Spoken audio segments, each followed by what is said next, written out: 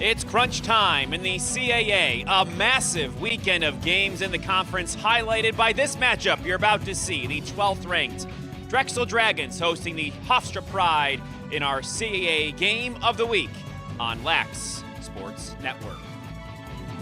Hello, everybody, and alongside Kelly Berger, the three-time gold medalist, I am Tom Esch. And Kelly, today we've got 10-1 Drexel, 4-4 Hofstra, a rematch of a game that was played back on April 3rd, a dominating win for Drexel. They ran away with it 19-8, though I don't think we're going to get that this time around. I think it's going to be a little bit closer. How about you?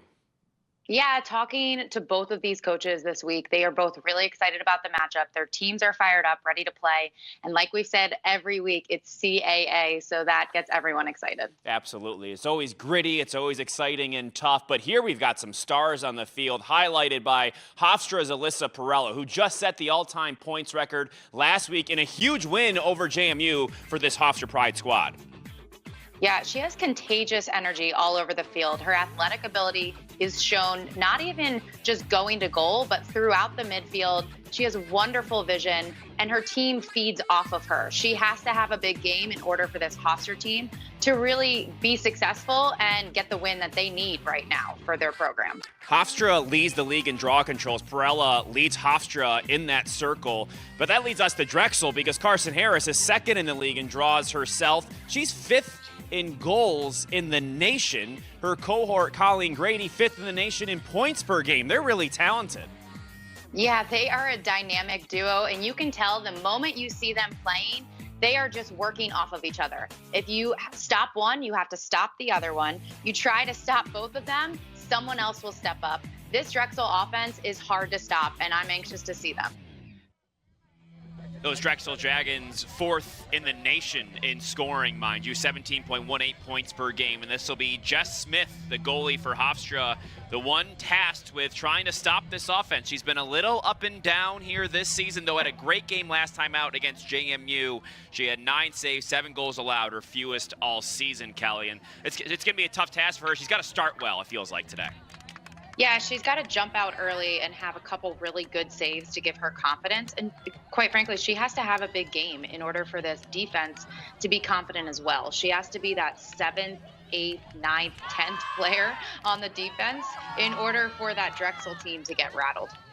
As for the Drexel Dragons, it's the senior Zoe Bennett, and we'll talk all day long about the experience with this squad, but Bennett is one of those that is rather experienced. The reigning CAA Defensive Player of the Week, coming off that win over Towson for the Dragons. She had 11 saves, just allowed 8 goals against a Towson team that can get up and down pretty well, but she has stood tall and experienced defense around her too. Super athletic goalie, and that's like a theme that we see a lot here in the women's game often, and she shows that throughout the field. She can come out of the cage, she clears the ball really well, and she becomes a unit with that defense pretty early on. Well, Shannon Smith's 9th season at the helm here at the Hofstra Pride after an unbelievable career with Northwestern, 3-time All-American. Jill Batchelor in her 3rd season, and we'll also talk about this as the game goes on. What a job she has done since taking the helm in 2019. But we are set to go here in the circle. To get off and running, it's Haley Simpson and Katie Whalen. And the ball going the way of the Dragons here in Vitus Field, right around 60 degrees. Thanks for joining us here on Lax Sports Network alongside Kelly. I am Tom. A beautiful day here in April for lacrosse, and we get our first look at this Drexel Dragons offense. As mentioned, 1st in the CAA, 4th in the nation. They can score. They can score for sure, and they're 1st in the CAA, and they've showed that every single game. So let's see if they show up here today and do the same. Here is Harris right off the bat, and Smith, that first save, we just mentioned it, a good start. You see it well early, that could bode well moving forward.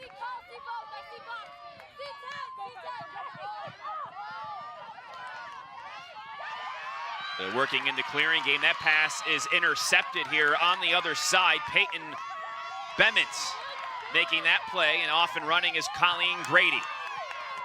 65 points this year. We mentioned earlier that Hofstra cannot get lackadaisical. They can't relax at any time. Drexel will capitalize, just like we saw there in the midfield. Here's Corinne Bednarik, a talented sophomore, number 2. And you'll see 27 and 28, the Schneiderith twins, part of the quadruplets for this Drexel squad. The other 2, Maggie at Johns Hopkins, Georgia at Albany, but we've got two of them, two of the four here today. Free position coming for Drexel and Carson Harris. Harris dashes towards the goal, and it goes wide. You said four, right, yes. Tom? Four of them. Four sisters, all playing college lax. It's pretty awesome. Bednardik working her way in the middle. That one's taken away into the stick on the other end of Shannon Boyle, captain, senior, and a leader in that defense. Shannon Smith says she's been playing unbelievable. Makes a big stop there.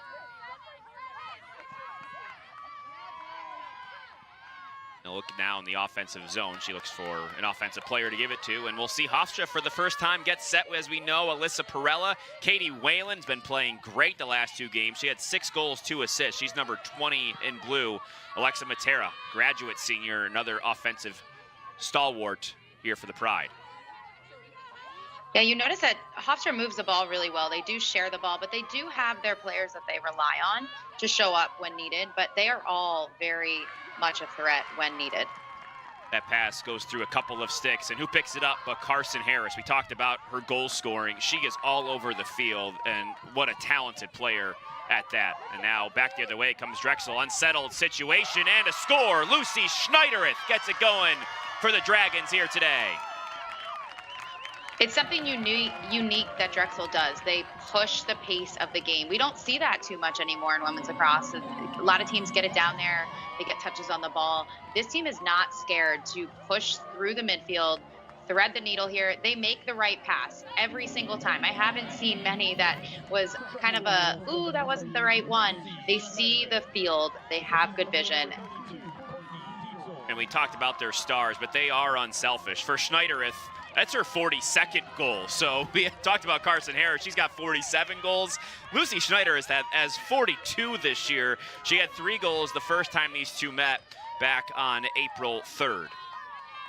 That's the thing. Like, how do you match up against this team when they have that many threats? You know, you stop one, the next one's going to show up. So it probably feels good as a coach.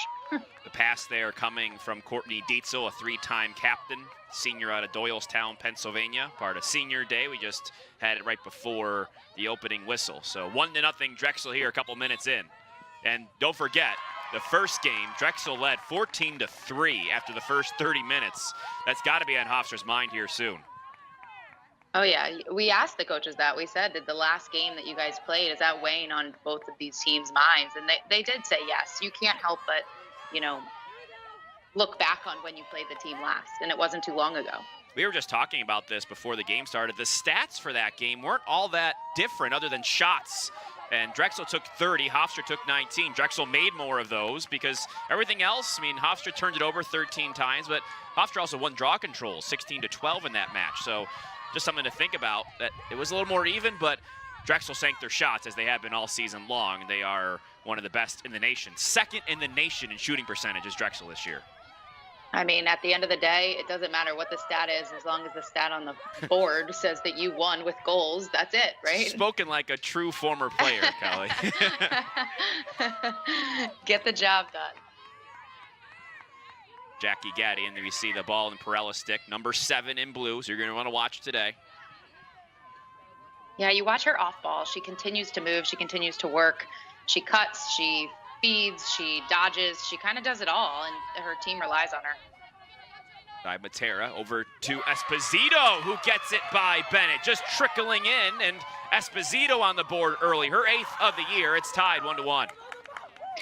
It's, you know, I feel good for her because we talked to her coach earlier this week, and she wanted her to step up, and she said, you know, Esposito is putting pressure on her own self to step up. She knows her team needs her, so that probably feels really good for her to get that goal. That's a tough finish there in the middle of the critical scoring area with a defender on you and beating Bennett, who's a good goalie. Yeah, she's gotten her hand free and away from her body, and she's able to kind of get that push-pull motion and that snap to that lower corner where you can sneak it by the goalie there if you can get it behind your heels. Esposito's first goal since the Stony Brook game for this Hofstra Pride team. That was the game they lost 12-8. She had a couple there, so getting back on the board here today. Hofstra 4-4, 0-1 here on their side of the equation in the CAA. In the north, as is Drexel. Drexel leads the North at 2-0, so this is a pivotal game, not only for Drexel, but Hofstra more so. They don't want to fall to 0-2. The top 2 teams in each division are the ones that definitely advance to the tournament, with a 5th team at large from either the North or the South. Kind of a wild setup how they have it working there, but all of these teams are just saying, get to the tournament, it's a new season, right? And Hofstra feeling a little bit better about themselves after the win over JMU. Perella almost makes a nice play there near the restraining line, but it does get into the Drexel offensive territory. 1-1 here, almost 5 minutes in Vitus Field in Philly. Yeah, you're going to see a lot of this kind of 2-man passing game here. They play off of one each other and then a cut from the opposite side, and there it is. It works perfectly. And it works once again. This time, Grady finding Schneiderith for the second of the day. 2-1, Drexel on top. As you see on this offense, you can tell that even when the ball is not in someone's stick, the other teammates are working. So they're working off ball to get open, really distract that defense. And that far side cut with the correct hand up, righty up, able to catch and finish right away, it just makes it look super smooth. And they talk about how they stress that in practice. It's not just the person scoring the goal, it's the other people working to have that happen.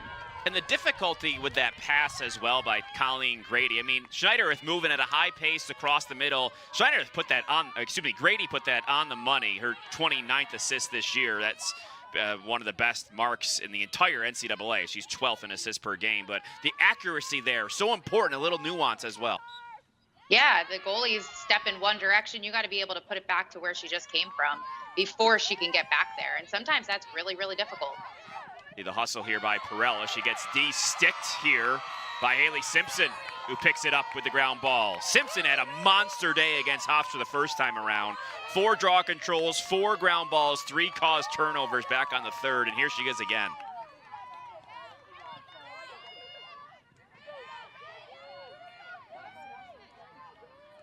Harris surveys over the middle. Good defense played once again. There's Shannon Boyle. A whistle there, though. And we'll keep it here with Drexel. Here's Grady. The time a skip pass over the middle, and that forces a shooting space.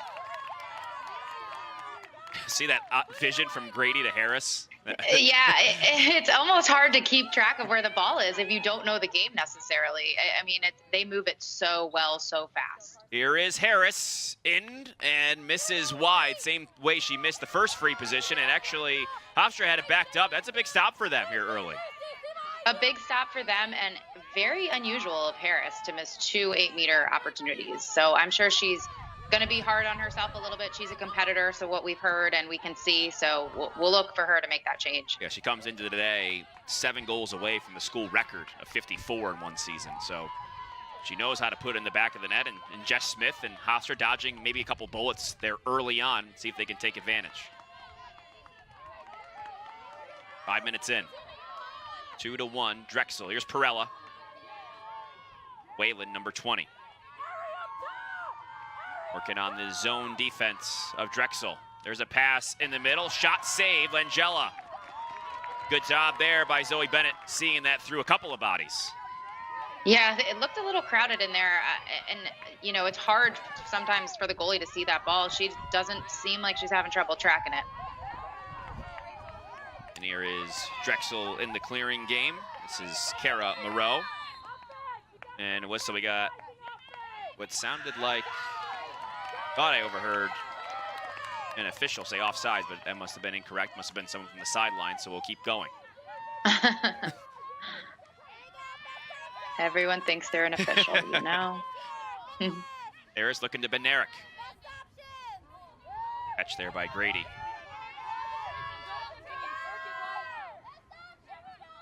Harris once again hit up top. She regains. Defense I love how there. they're all. Sorry, Tom. I love how they're all on their toes. They're ready to feed. They're ready to dodge. They're like in that triple threat position at all times. Schneiderith over to the right side. Grady shot saved by Bennett. By Smith. Smith seems on early here. If we feel it, she feels it, right? So I'm sure she's pumped. She was a preseason All-CAA honorable mention player. Was a defensive player of the week back at the end of March. She's been good for this team in the past. She was on the all-rookie team, a second-team All-CAA player freshman year, came back the next year and led the CAA in saves per game. So Jess Smith, as a junior, the cousin of Shannon, the head coach. Always a different dynamic there, but stepping up here so far. Only on Long Island would you have a cousin and a coach and all connected. And Shannon says she is tough on her, and she knows as a family member that is part of the deal. I can only imagine. Whalen, 38 on the possession clock. Back to Perella. Perella inside, couple bodies in there. That one knocked away. I think Schneidereth got her stick on it. You see here, Alyssa's getting back. I mean, she just made that mistake, maybe made a bad pass. She's now riding all the way to the 30. That's when we talk about she is a workhorse. She's not a midfielder on paper, but she works from the 30 down, and she doesn't let her team down until that ball's over. Yeah, Shannon Smith said she had a couple of turnovers against Stony Brook, a 12-8 loss, and she came back and wanted to go watch film and see what she could do to get better. And Perella, someone who's been around now for a few years, and she's one of the best to do it. Another good dodge inside, couple fakes, but Smith right with him there, shutting the door on Drexel. Drexel is getting so many opportunities, and they're just not finishing their shots. And that's what will make this a game. You know, there's no doubt that they'll be able to get their hands free and turn the corner and be able to see the goal. The question is, are they going to be able to see the ball in the back of the net? Smith had just 5 saves the first time they played. She's already got 3 today. She's feeling it. Esposito back to Whalen. And doing that in any capacity against this Drexel team who shoots and scores so well. Drexel does shoot a lot. They lead the CAA in shots on goal per game, 10th in the NCAA too. You wonder if that's something that will rattle them early on. Little doubt gets in the back of your head there early on. There is Perella. Her first of the day, ties it 2-2. If that doesn't show you what kind of athlete she is, just a catch and rip. Not only is it a low angle shot, but she slithers it in the top right past Drexel's goalie's head. And it's just, I mean, it's one of those where what just happened, you know, and she finishes, she throws her stick down like, I do that all the time. It's not a problem. Let's keep it moving. We need goals. So she is fun to watch. I really enjoyed it. A goal now in 16 straight games for Perella, 31 goals this season, and she set that all-time career goals mark a few weeks back, and she now, at that time, it was at 216, so at 247, she's gotten to have that record for a long, long time. I mean, she has the ability to take over a game. If you watch her right here, she just scored that goal. She just ran to the sideline. She grabbed another stick and she said, I'm going to take the draw right now because I want to direct this. And I want to kind of, you know, get this game under my wing and be able to carry this team. And she has that personality. She wants to do that.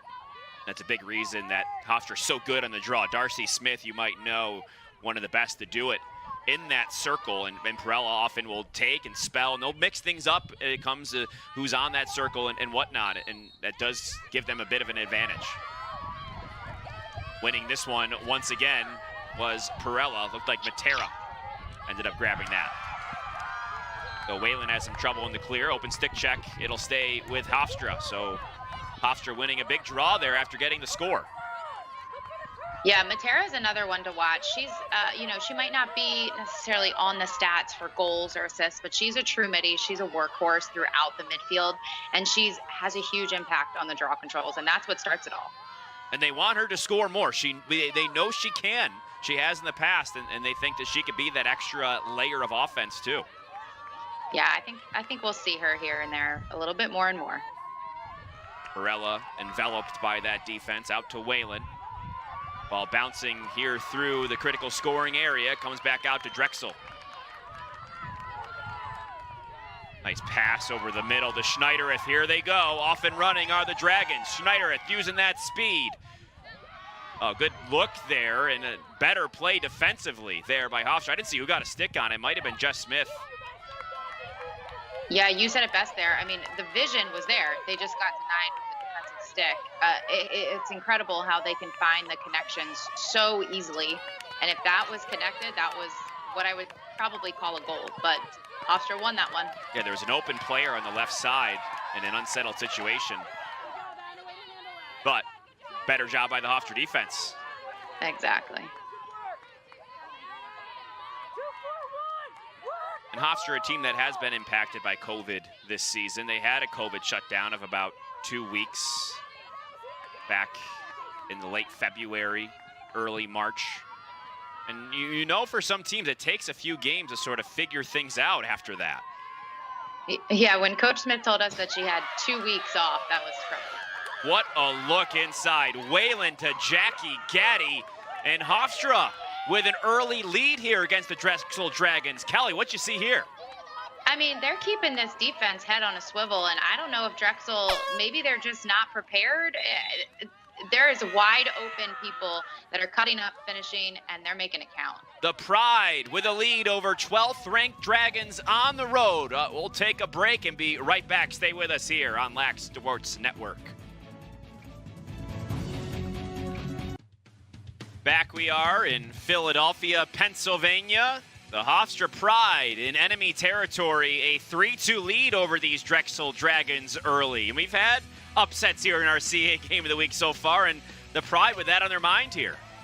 Yeah, I mean, I'm on the edge of my seat. This is a fun game to watch. They're battling back and forth. You know, both goalies are showing up here and there, and it's just a battle. I think every time someone gets the ball, it's going to be a grind to see who can score. Shannon Smith said they thought after the last Drexel lost back on April 3rd, they lost 19-8. They sort of had some conversations and thought maybe that could have been a turning point following the loss, which is not usually what happens, and then they go out and beat JMU. Yeah, she said we could go right or left. And you know which one I wanted them to go. I wanted them to just pick a way and have it be the winning way. And they're moving in the right direction, it looks like. So keep it going. The Dragons win that draw control. They've dominated the circle here so far. Bednarik that time, 5-1. They've had possession, just haven't been able to get it past Jess Smith enough so far. Opportunities are there. They just need to capitalize and finish. I mean, you can't say that they aren't creating things because they're getting shots. Bednarik defended there rather closely by Darcy Smith. Instead, it's Carson Harris who gets inside for her first of the day. It's 3-3. There was no doubt in my mind that with the ball was going to be in her stick a lot during this game. The question is, when was she going to say, you know what, I'm going to take things in my own hands? She's one of those players that when it's in her hands, she feels proud of it. She wants to be productive with it. She wants to, put the team on her back. And you can see with that dodge and that go, she didn't care if she had one player, two players on her. She was going to go hard. And something something Jill Batchelor told us, that she doesn't feel pressure in terms of that role, right? She doesn't feel like it's a weight on her.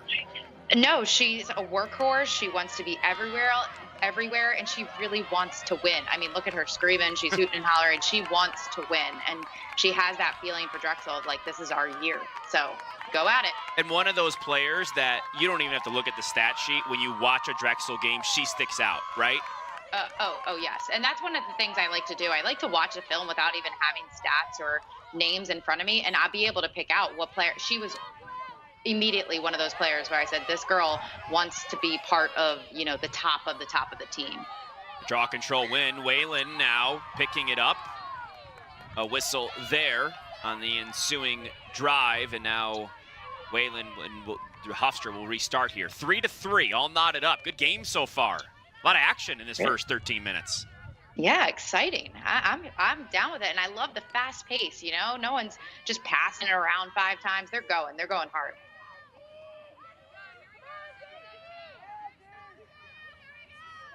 Get everybody set here, and we'll restart. There is Perella. Esposito scored the first of the day. 3 different goal scorers for Hofstra so far. Perella, Esposito, and Gaddy. And a whistle there on the inside.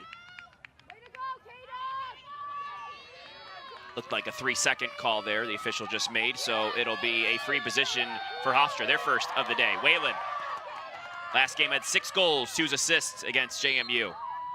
Wines fires, and there's Bennett with a save. Her first of the day. Back the other way comes Drexel. Simpson. Pushing the pace here.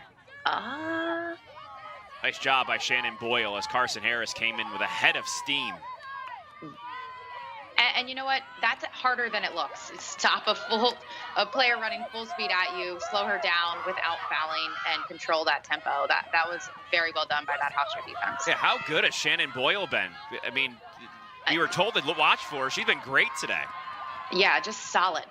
That's the word that comes to mind when I see it. Like, just solid, good at what she needs to be good at. Well, Hofstra comes right back, and immediately Esposito was hit as she shot it, so she'll get a free position. Here the other way. Giving not much time to catch our breaths here. I love it. Let's go. Esposito runs in, shoots, and scores her second of the day, 9th of the season. Coach Smith said it. She wanted her to step up. We keep talking about this, but this is stepping up. I mean, a 3-3 game, you are in the center hash. She gets her feet in there faster than the defenders. It almost looked like Drexel defense wasn't moving, and she changes the level of her stick to finish the shot, mix things up a bit, and keep the goalies on their toes, and you're going to get it as a huge goal for Hofstra. That was awesome. Sometimes in free positions are a little bit more of an opportunity to score than others. It felt like the setup here, she really had the advantage, and she took advantage with that low release, a pretty little finish there. Oh yes, when you're on that center hash mark, you better put that ball in. That's at least what went through my mind when I was there, because it was just like, oh, this is too good to be true, and she capitalized. Esposito, one of the seniors on this Pride team, 9 goals this year, and last year we know was such a short, funky season. She had just 1 goal in the 6 games she's played. That was after a sophomore year when she had 15. So getting back on track here as a senior in a big spot, a 4-3 lead for Hofstra. Yeah, maybe that's another thing that's clicking for some of these Hofstra players. You know, there's not many games left, and so maybe they're realizing I don't have many more opportunities. I need to make it count. Hofstra travels to Towson next week. That's their last game scheduled as of now before the CAA tournament. That's pretty crazy. Everyone's played, it feels like, a different amount of games. Hofstra coming into today, just 8. Drexel's played 11. They're 10-1. Darcy Smith, the clear for Hofstra, who regain possession once again.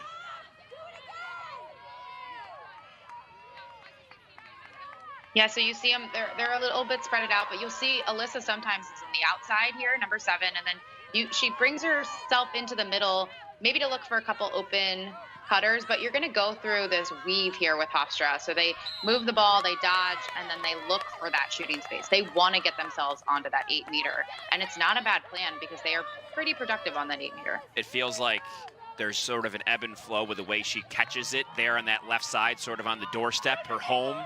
Like, if there's space there, watch out. She's got plenty now. Weaves her way into the middle. Perella's second today. Hofstra, 2-goal lead. Her quickness doesn't just stop on the normal attack.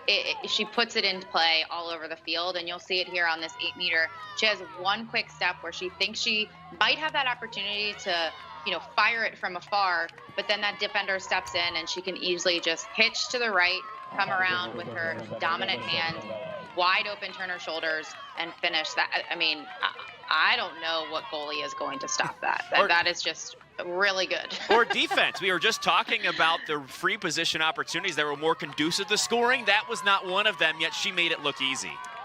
I mean, that's her thing. That's her game. She makes it look smooth, makes it look easy, and that's why she's leading the CAA.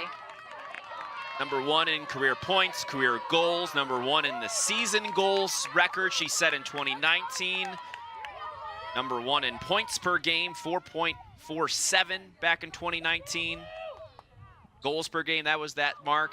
So she has really rewritten the record books over the course of her career. The senior out of Miller Place, New York. I mean, she just took the draw. She just helped with the ground ball. She switched her stick. Now she's headed back on the offense, and she doesn't even look tired. Hofstra wins another draw control. They've won, I believe, the last 3 after Drexel had the early 5-1 draw control advantage. And one thing, if you want to beat the 4th-ranked offense in the nation, just don't let them have the ball. Keep it in your stick. That's easy, too. See, you break it down so well, Tom. Sometimes I get it right. That time, Zoe Bennett got it right, makes a save, getting a stop here for Drexel, one they sort of needed.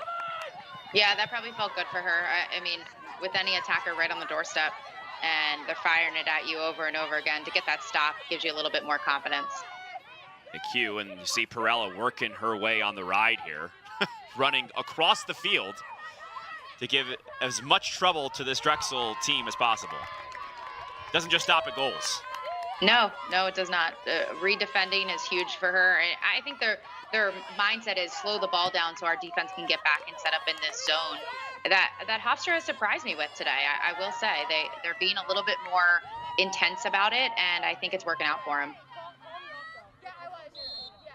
Shooting space there, and once again we'll see Harris on the left side of this free position. I think the 3rd time she's gotten it there today.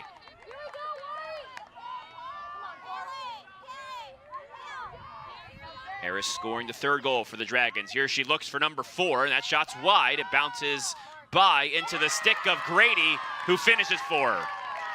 So Colleen Grady on the board for the first time today. It's 5-4. I mean, we talked about it at the start of the game. They're a dynamic duo here. They have each other's backs. Really, honestly, that's just the Drexel offense.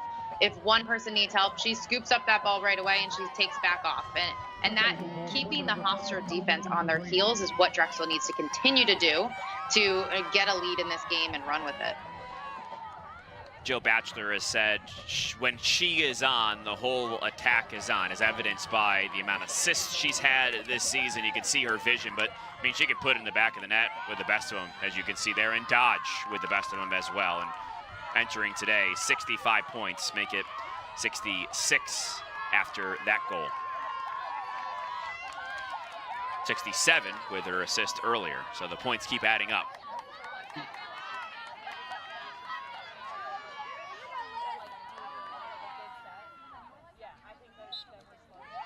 So 5-4 here. Drexel with an answer after Hofstra took some of the momentum back, and they win the ensuing draw control. And just like that, Hofstra's won the last 4. We told you leading into the game they were number 1 in the CAA in draws, and you're seeing why.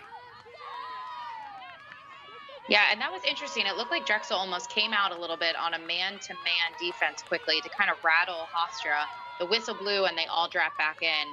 I'd be interested if they continue to put pressure a little bit on this Hofstra team a bit more to just rattle, see if they can rattle them a little bit differently. Yeah, because we're seeing Perella sort of catch at times with a few feet, in front of her, just because of the way the defense is moving. You sort of have to prevent that. You can't really leave her, Yeah, you definitely cannot. A whistle there. You there. have to be on her, find her, and stay on her.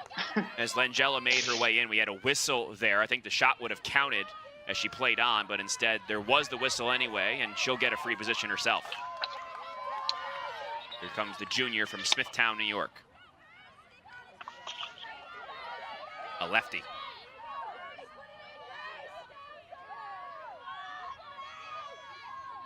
$12 goals this season.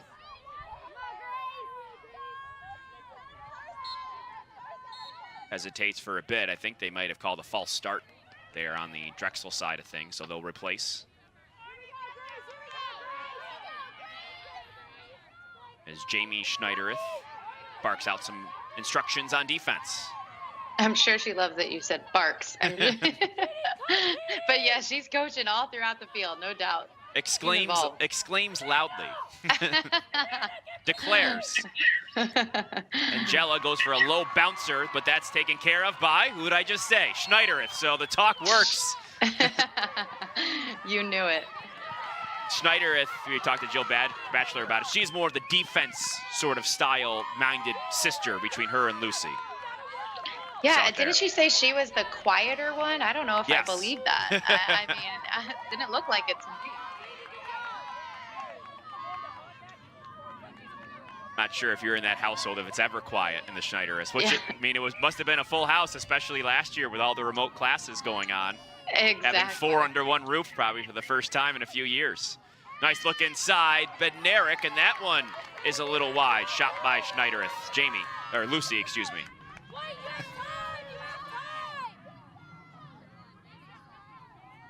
Brady looking behind. Simpson. You notice that these players just have the ball in their stick for 3 or 4 seconds, and then they get rid of it. 3 or 4 seconds, and then they move it again. And that keeps the defense moving, and it also is tired to follow. It keeps your legs, hot on the defensive end, and it can wear a team down for 90 seconds. 20 on the clock. Once again, Harris draws the free position. She'll get it over there in the hash. She 19. likes that little hash over there. She's often over there, so I'm sure has mastered this hash mark. Here she comes right in, and once again, a little wide. This Drexel Dragons team as a whole has been a little off today in terms of shooting. Yeah, I will say I would rather have wide shots than saved shots. They're not considered turnovers in that sense. Bednarik tries to get it out to Simpson. 2 on the clock. Simpson defended there, and a whistle with 1 to go with Matera the foul. So this might be an opportunity for just a step and a fire here for Simpson. Step and rip is what we call it, Tom. We'll see how it goes. Smith is prepared in goal.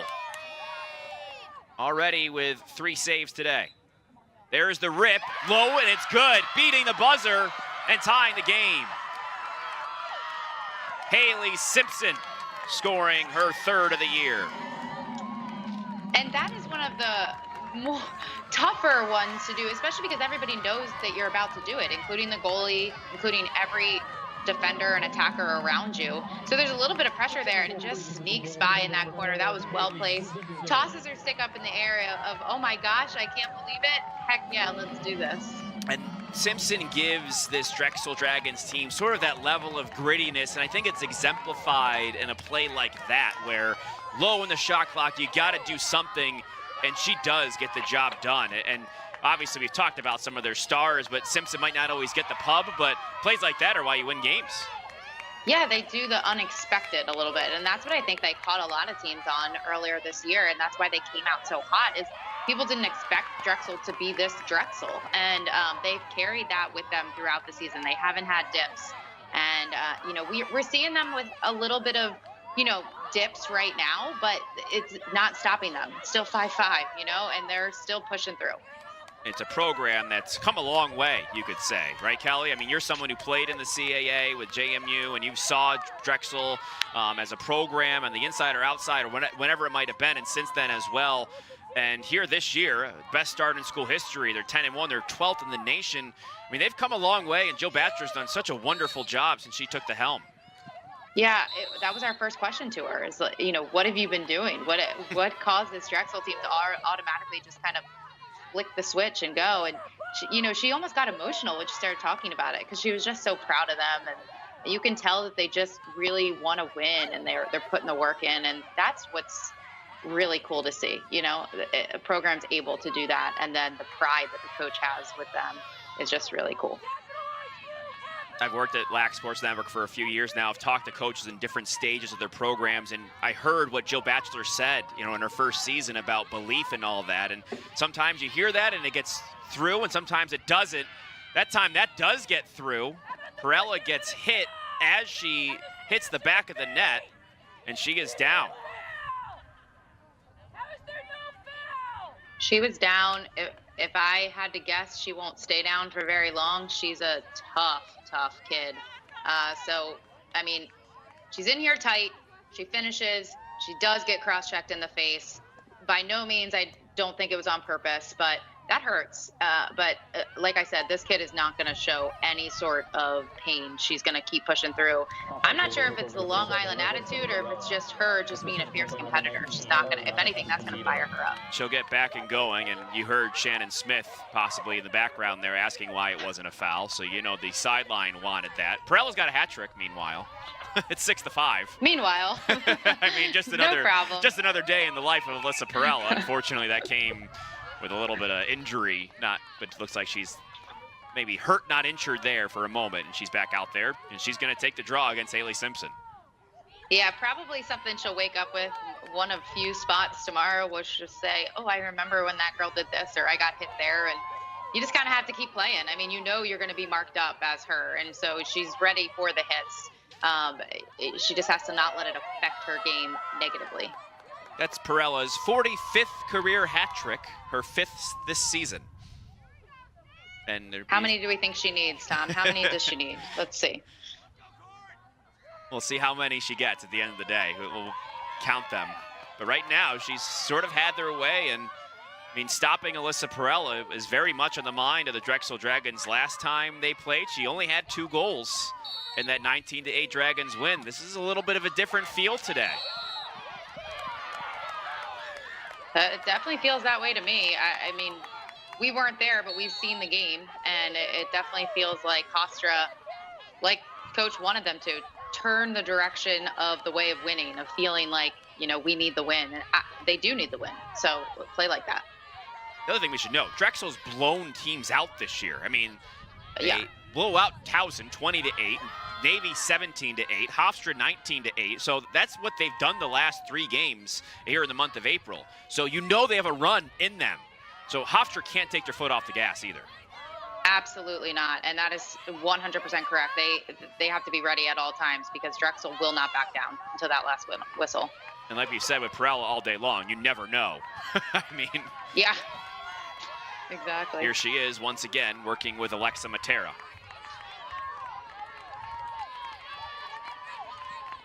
Esposito over to the left side.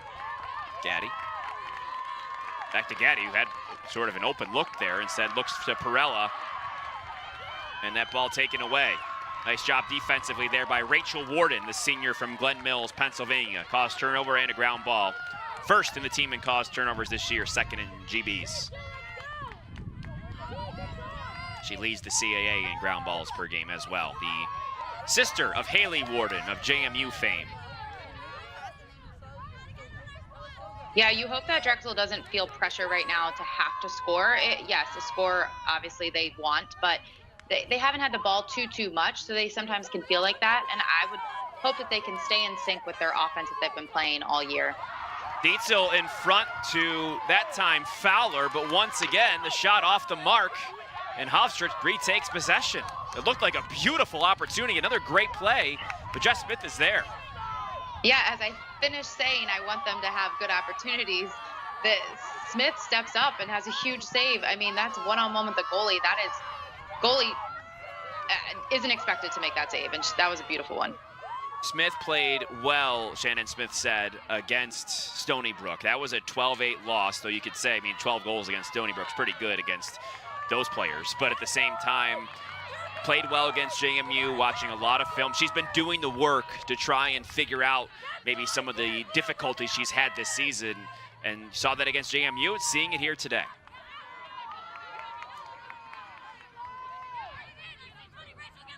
Esposito over to Perella. A couple of defenders are there. Under 10 minutes to go here in this first half. What a half it's been.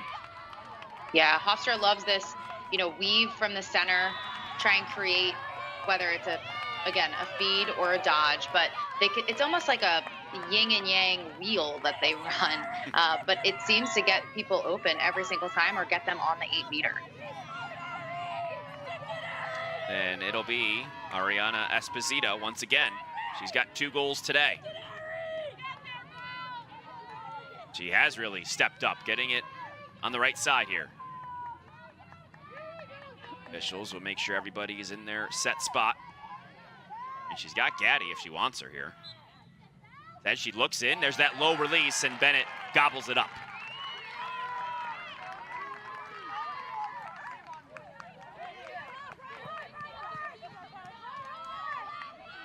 See if Drexel can capitalize on this break that they might have just with speed in itself, or do they come down and settle the ball? Trying to catch Hofstra on their heels here. Yep, you can see they did that, and they actually went maybe a little too fast. A couple of Drexel players bumping into each other. They get lucky, that stays here. Again, we asked Coach last week, or this past week, of when Towson kind of came back in that game, what was the feeling? And she said, I had to remind them to calm down, and that they don't just need one player to do it. They all need to do it. So maybe that's the spirit that they need to echo now. Just calm down a little bit. You'll find each other and you'll find the back of the net.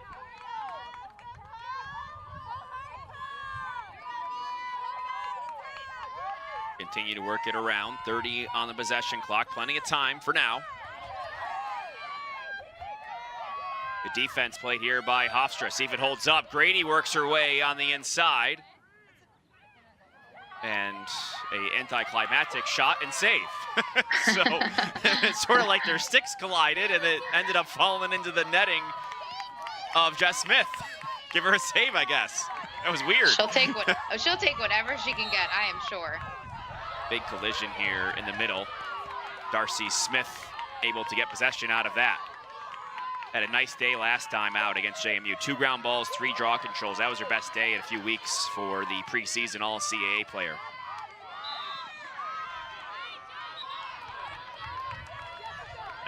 This is another thing you'll see Drexel do is they do fall back and they ride pretty hard from the 50 down, almost wanting to slow the ball down, taking some time off that shot clock for Hofstra to be able to use. I mean, now they're down to 44 seconds. It does matter when you have a good offense that you're up against. You want them to have the ball less in their stick. So we'll see what they can do in the next 30 seconds here. Here's Whalen, 2 assists today, over to Esposito, 2 goals today. Waiting with a look inside Perella, little spin move, works her way just over the crossbar. That would have been sweet. 17 on the clock. When she does those moves, I know Shannon Smith is her coach because that is exactly a Shannon Smith move with her stick. That was a very good handle. Here we go again, the shot blind, but Bennett sees it, and she makes the save. Couple opportunities there for Perella. Drexel gets the job done. 5 minutes to go here in the half. 6-5, Hofstra on top. What a wonderful 25 minutes it's been. Probably the best half we've seen all year.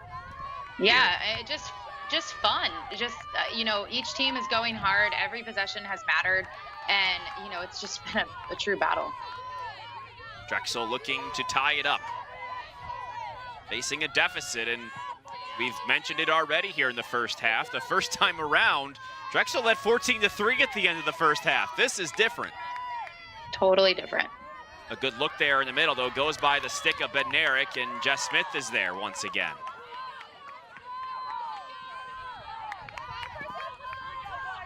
Drexel just seems a little off on the offensive end here so far today. Not clicking like they normally do, and you got to give Hofstra credit for that, and Jess Smith too.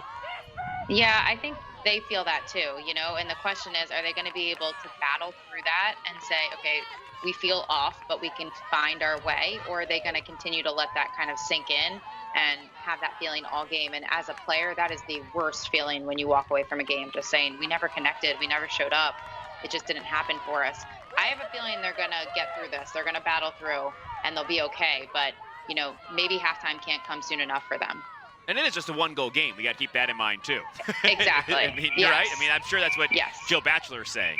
Good ball movement that time. It's Guerra, the shot. Doesn't make it all the way through. It'll whistle there, and clock will keep rolling because it's Drexel's ball. Well, and Tom, you say it's a 1-goal game, but this team is not used to winning only by 1 right now. I mean, they are used to winning by a lot more and leading a team going into halftime by more than 1 goal. So this is different for them. Trouble in the clear caused that time by Sabrina Cristodero, the transfer from Florida, but trouble in the clear for Hofstra. Back comes the Dragons here on their home turf in Vitus Field. Here's Dietzel. Got room. Looked like she might have had a little bit of space. Instead, they'll take their time, plenty of time here in the possession clock. The trouble, too, when you have that feeling as an attacker or even just an attacking unit, you start to question the passes that you want to make or the dodges you want to make that you normally wouldn't. And it's just because you're not connecting as well. Here's and Grady. That sometimes can get in your head. Grady threw it into a lot of blue shirts, and one comes out with it here in the middle. Is that Shannon Boyle again? Yeah. I think it was Shannon Boyle again. Of course it was. I think you're right. Yeah, for sure. Barella over to the left side, and it's unsettled, and the finish by Whalen. What a break there by Hofstra. It's a 2-goal game. This is the kind of lacrosse that we always like to watch. It is connection after connection. They are sprinting down the field, and they finish hard with just a shot that just feels good. A top corner, throws a stick, and it's just like, let's go. It's fun to watch. A couple of fakes by Whalen and a finish. I heard someone on the sideline say that was sick. This game is sick. 7-5, Hofstra the lead. We'll be right back. Well, here's what it looked like the last time these two teams met on April 3rd. A 19-8 Drexel win. They led 14-3 after the first half, though we should also note the second half was tied 5-5, which you might think Hofstra's taken that and run with it here today. Yeah, you almost wonder if in the first half of that game, was Hofstra just not really believing Shannon Smith when she said, this team, Drexel team, is very good. We must be ready. It looks like Hofstra's figured it out, and they know the Drexel team is really good, and they have to bring their A game. In that game, you saw for Drexel, Corinne Bednarik. She had 4 goals, 2 assists. She's been held off the score sheet today. Perella, as we mentioned, had just 2 goals in that game. She's got 3 so far in the first half. Katie Whalen just going her first goal of the game. She's now got a goal to go along with 2 assists. She had 3 goals, 3 assists in that game. She has come on the last couple games here for the Pride, Katie Whalen. I honestly think everyone has to show up in order for this Hofstra team to win. Alyssa, yes, she always needs to show up. But, seeing Esposito on the scoreboard, Whalen doing her job, they have to all have very productive games in order to beat this Drexel team. Less than 2 minutes to go, 7-5 Hofstra. Drexel, though, winning that draw. Drexel has the advantage there now, 7-6 in this first half. They did in the first game, too. Bednarik for to Simpson. Now Grady. She'll throw that skip into Harris. Good defense played once again. Shannon Boyle's done a great job there on that side. Keep saying her name. You can tell they have that scouted. You can tell when Grady sees that high skip, they're ready for it. Hofstra's ready to break down their feet and stop Harris on the other side. And that's rattling Drexel right now. Here it is again. It felt like we've had the same thing now 4 different times in the same possession. Back to it once again. You move it around to the right side. This time Bednarik will look, and they'll try and wheel it back the other way. Harris guarded by Boyle. Bednarik now, short possession clock, 15. Grady over the middle, misses that look on the inside. 10s though, Harris backed it up. Look inside. Shot by Moreau, once again stopped by Smith. Less than 30 to play. I like the change up there, mixing it up. After a while, you get into a pattern as an offense. You have to change something because that defense has the shift down. You have to change it up in order for them to swivel their heads somewhere else and make their bodies move somewhere else. So they finally did that. Just, unfortunate that it didn't go in the back of the net, but that was the right move. 5 on the clock. Whalen looking for one more, and it'll bounce innocently throughout Vitus Field as time expires. But Hofstra, a 7-5 lead here on the road, Kelly. We said it was going to be closer. I don't know if we thought it'd be this close. Yeah, I'm with it. I love it. I think that the way both teams are playing, yes, has Drexel had a little bit of frustration here and there on their offensive side? No doubt, but that's part of the game, and it's part of the game is to see if you can get through that. And I'm looking forward to seeing Drexel come out fired up. It's their senior day. They're at home. They know they can win, and let's see if we can keep battling through this second half and keep this good game going. 3 first-half goals for the all-time leading scorer in CAA history, Alyssa Perella, as the Hofstra Pride lead Drexel on the road 7-5. Second half coming your way, but first halftime back in the studio on Lax Sports Network.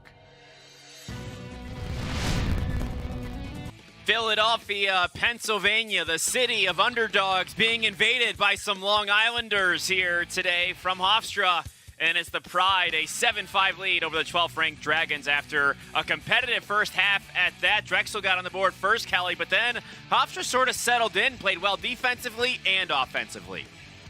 Yeah, they both had their ebbs and flows through this game, and I'm wondering what both coaches told these teams going into halftime, because you almost didn't want that halftime to get there for Hofstra because they were in a good flow, right? But Drexel couldn't get that halftime soon enough because the last 10 minutes were a little iffy. So I'm anxious to see what team shows up in the first 10 minutes of this next half.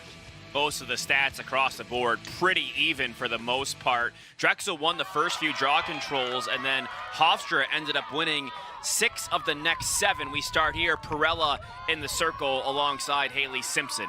Thanks for joining us here for our CAA Game of the Week alongside Kelly Berger. I am Tom Eschen. Thanks for joining us here in what's turning out to be a great battle, a rematch between these two teams from April 3rd. That was a 19-8 Drexel win. Things have certainly turned here in Philly today. Drexel at 10-1, Hofstra 4-4. This, of course, a CAA North matchup here today. Drexel 2-0 in conference, Hofstra 0-1.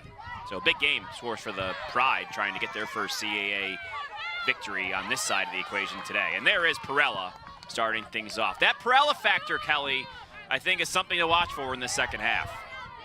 Yeah, I mean, we just talked about it. She quietly has a lot of goals, and that a lot of goals could be anywhere from 5 to 10 in a game, and she does it quietly. It's nothing fancy. She just works hard, and the ball's in her stick, and she puts it in the back of the net.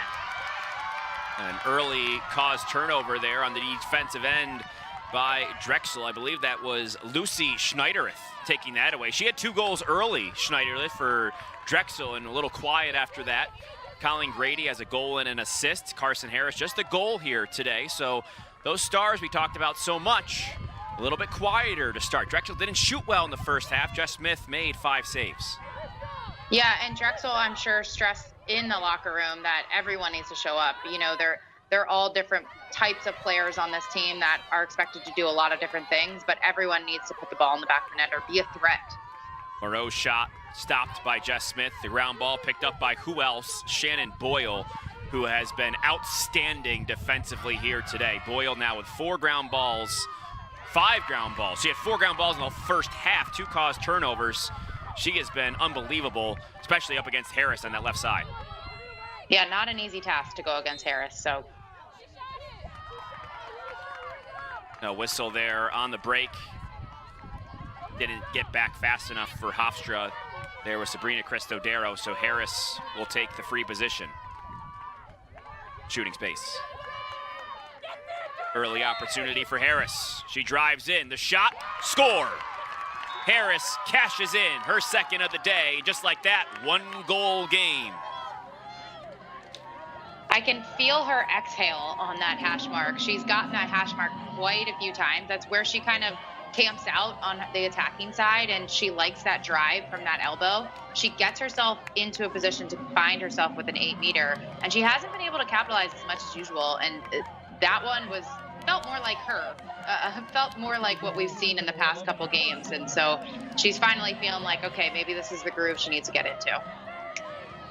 Joe Batchelor said in the game against Towson, when Towson was giving them a little bit of trouble, at one point Harris went and slammed her stick, and she says she loves seeing that from her. She's sort of a quiet player off of the field, but when she gets on, she's one of those that flips a switch and kind of turns into a whole different person, which in this case is a good thing, of course. Yeah, competitor, and you don't need necessarily a voice. She shows it in her play, and you know, slamming her stick down, just, I think that's almost for herself, of just, let's go, get herself fired up. She had 7 goals in that Towson game, tying a career high. Now has 2 today. 7-6 as Drexel wins the ensuing draw control here. 2 minutes in, looking to tie it up right off the bat, but that ball trickles through the critical scoring area, and now fast we go back the other way. Yeah, it almost felt like Drexel was owning that possession time. I mean, I know we're only like 3 to 4 minutes left in this, half, but that's what it's going to come down to, is who has the ball in their stick more, and then who can produce when they have that ball. For a second there, it looked like the sophomore Belle McHugh took it away from Perella, which would have been quite the scene, but the whistle was blown, so the ball stays here with Hofstra. Here's Guerra over to the middle. This is Langella.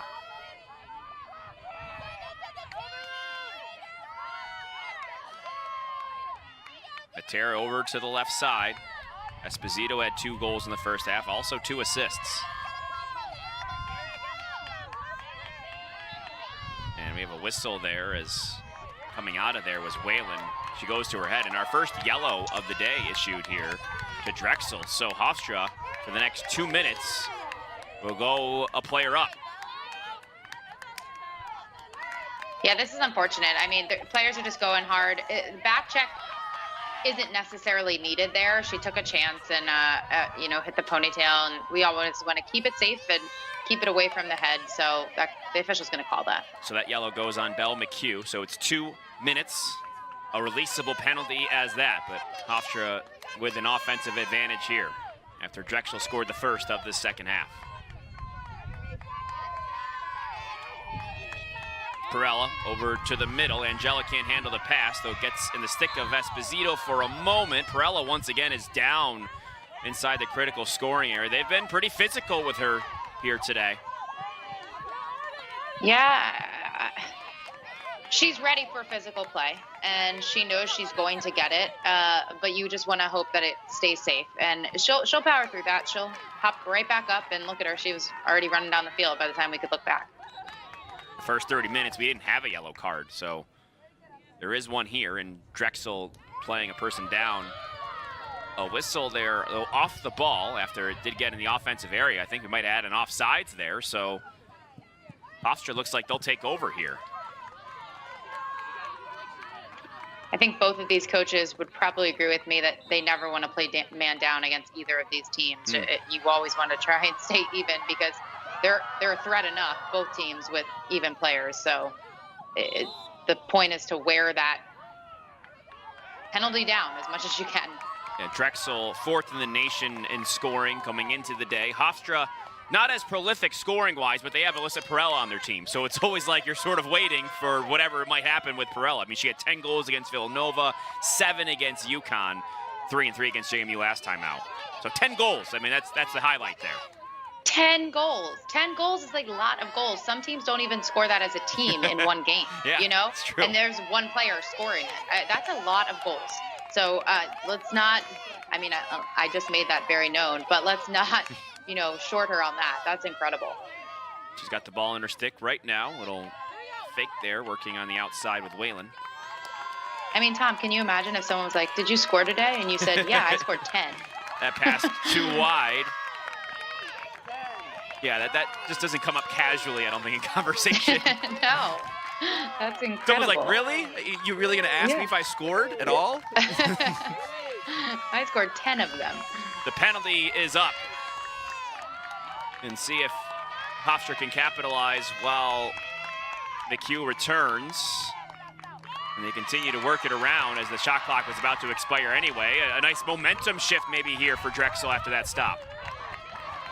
Yeah, both of these teams kind of seem a little out of sync coming out of halftime, and that's always your worry. You know, you take the flow out of it, but Drexel seems to capitalize right now. On the break, it's Carson Harris once again. Now a hat trick today. 2 goals here in the first 6 minutes of the second half.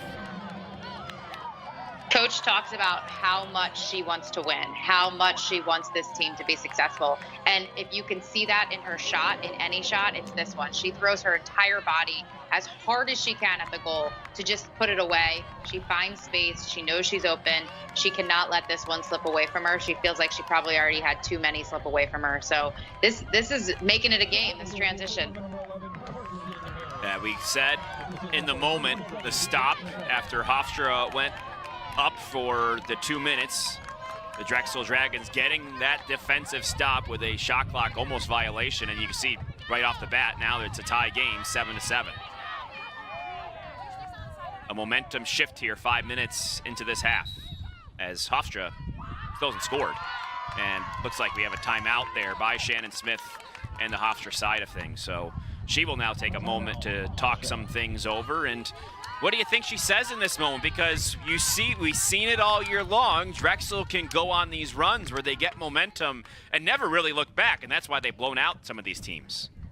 Yeah, I don't think she liked what she saw on that offensive end. I don't think she thought her team was flowing like they were in the first half. I think she wants to remind them of what they did in the first half and how that felt, and give them maybe a little structure, but still allow them to play, but also just give them confidence, remind them that they were leading, and maybe, take the time out to take a little bit of the wind out of the sail of the Drexel team right now that they're feeling. Yeah, I think it was a momentum stopper, if anything, because Drexel, like we said, when they get going, they can start really going and do it very quickly. And you think about this class of these seniors, led by Harris and Grady, and the Schneiderists, of course, as well. Dietzel has also been the 3-time captain there. And I think what really stuck out to me when we talked to Jill Batchelor, Kelly, is that she goes, yeah, we've lost. We know what failure is.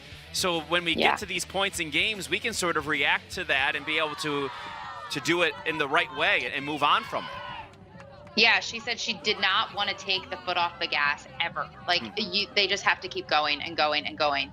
And this is another opportunity for them to recognize, okay, we have the foot on the gas. Let's keep pushing forward, knowing that there might be a couple speed bumps, because Hofstra is definitely going to come back at them. But who will win that battle? And the mindset that Drexel has had all season, you can't help but know that they are going to continue to battle and keep going, just like Coach said. So I don't know, Tom. This is exciting. In the Towson game, Drexel had 8 unanswered goals at one point. That was in the first half. They also held Towson scoreless for 20 minutes. So just to keep in mind here, that's sort of the pressure you might be under if you're Hofstra. You're like, yeah, we know this can happen. So that timeout by Shannon Smith probably talking about just that. And a new person here, Katie Whalen, she'll now take this draw against Simpson. Yeah, and Towson has a lot of threats, right? They're very similar to Hofstra, and they have a ton of threats. So Drexel's familiar with the many threats. But again, I'll go back to Alyssa. No other team in the CAA has Alyssa, so you got to keep an eye on her. Big draw control here after Drexel scored the first 2 in the first 5:23 of this half. And they get the draw. Bednarik catches it. Here comes the Dragons. Beautiful 60-degree day here in April for Lacrosse in Philadelphia. Senior day, protecting their home turf.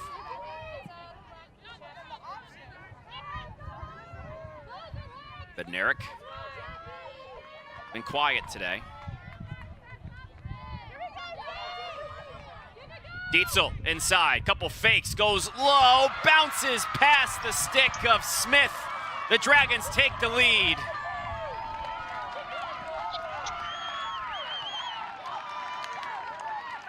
It felt like about 10 minutes of time the ball took to get into the back of the cage, but there is Dietzel's 12th goal of the season. It did, but you can see that they saw this 2v1 right here. They broke down that defender. They carried the ball. They shared it. And whatever you can take for a goal. But I like how they played that 2-man game, that 2v1. Hofstra has to read that. Hofstra has to shift down from up top and cover that defensive zone area, ball side. And that won't happen. But until then, that's a goal. And they're reading that really well right now.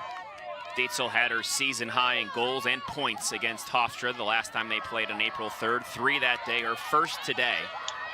And when it comes to vocal leaders, you see it right there. She is one of those vocal leaders for this Dragons team. And she gets it done. She not only talks the talk, she walks the walk. When they need a goal, she usually is the one to do it. Yeah, I mean, as a senior, you're seasoned, right? You've been there. You can kind of, take an extra breath when maybe a freshman or a sophomore is a little bit more frantic, and you saw that composure she had. Big ground ball here. It bounces through. It was picked up briefly by Bednarik, but a whistle there on the open stick, and it's Whalen who comes out, and Hofstra a chance to tie. And maybe Hofstra can take a little bit of a page out of Drexel's books. They have a lot of scorers right now, a couple different scorers, and that's going to take the pressure off of those main, leaders, and then it kind of opens things up. If a couple of these Hofstra players can score, take a little bit pressure off of their number 1s and number 2s, then they'll be able to, see a little bit more opening. And right now, I think they're trying to force things. Here's Langella. Getting over to the right side. Guerra.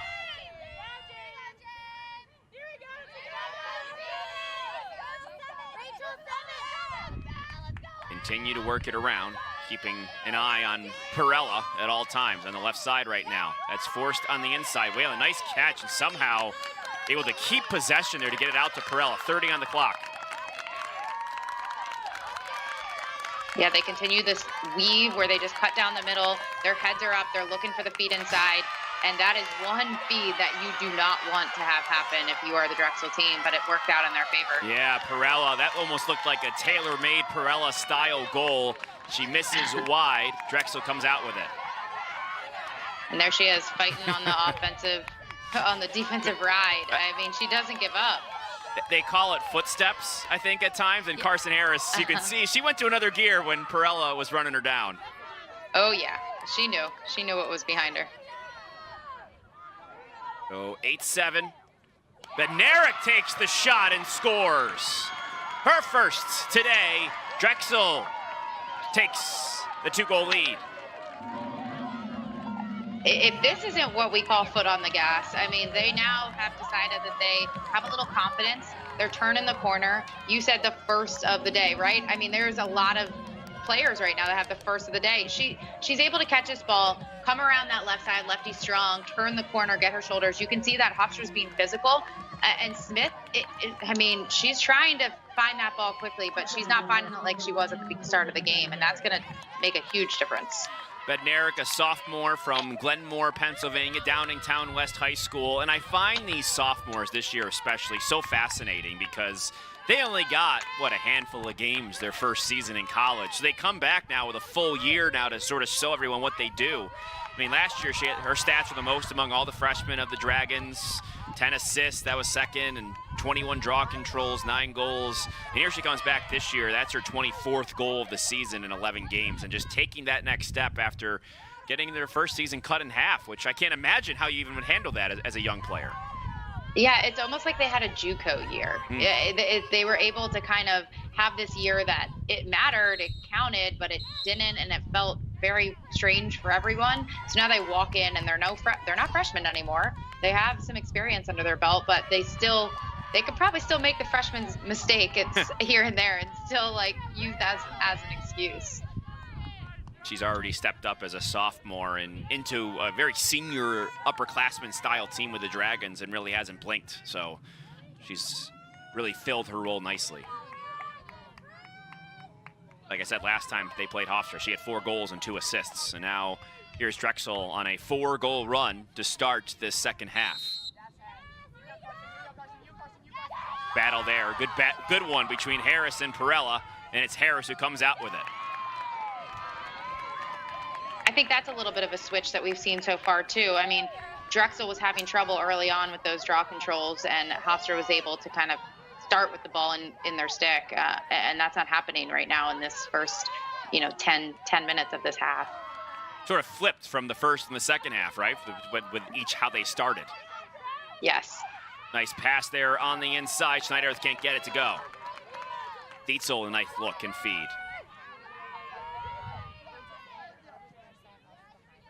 Bednarik. Back to Dietzel, once again looking over the middle. That ball caught and finished and scored by Grady. Grady's second here today. It doesn't always have to be pretty, but I'll point out again, it's what was done before this happened, which was, again, they broke down the defense. They found the 2v1 on the crease. Hofstra made a late slide. They almost were able to turn that ball over for them, but Grady got the right bounce, and she was able to, push through that little hit of her goggles off and find the back of the net. I mean, she battled through that. And her first goal today was kind of similar, sort of the garbage style picked up out of sort of an unsettled ball bouncing situation, and was able to finish in a lot of chaos here today. And I mean, that's why she has so many points this season, You have to deal with it in a lot of different ways. Yeah, that's actually a drill we would practice a lot in Team USA. I mean, we would just throw the ball in the middle of the 8-meter, and you'd have to battle through it. And there's those certain players, they just had a nose for it. They would go in, head down, pick up the ball and have so much composure and finish. And she's been able to show that she can do that, and it's a unique skill. Senior from Glen Ridge, New Jersey, the biggest lead for both sides all day long. It's 10-7, sort of a danger zone here, Callie, for Hofstra. Yeah, I'm sure they're feeling a little, can't help but feel a little nervous on the sideline, but I have faith that Shannon Smith's going to keep it under control. Harris comes up with another draw control. Schneidereth here working her way inside. I think Drexel will be content just to sort of settle this thing down and find their offense once again.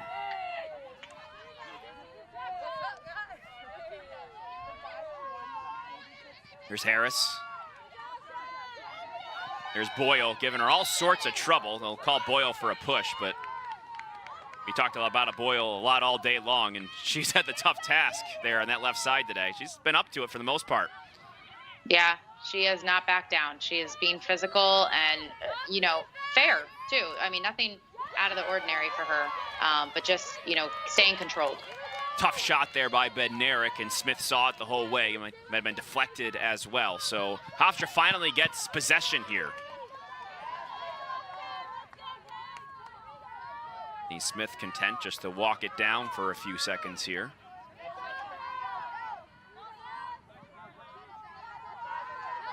Finds the trusty Perella here to get possession and take it into the offensive end herself.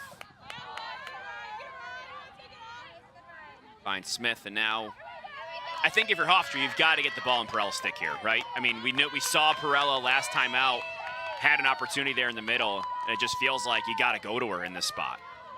Yeah, and I think with that said, not force it, but let it flow within the offense. And that's when Hofstra starts to really produce it and starts to capitalize on opportunities rather than force it into her and make her feel uncomfortable with the ball. Let it come naturally, and it will, because she finds herself in the right place. Here's Matera. Angela looking into the middle. That ball squirts away, though able to be picked up there in the middle by Hofstra and a whistle. So Matera doing a good job there, just staying with the play. Matera, player, a graduate student, earned her degree in linguistics last May. Now she's working on her master's in education. And here she goes, the lefty shot, and she scores. So Hofstra finally stops the 5-0 second half run. Matera on the board to make it 10-8. A lefty 8-meter take here, and she's a midi. She's tired. She's working both ends really, really hard. She finds her way to find the back of the net and just casually puts her stick down. Like, that's what we need to do. And that's what Hofstra does need to do. Matera's 17th straight game with a goal. It's a 2-goal game, 10-8, Drexel on top.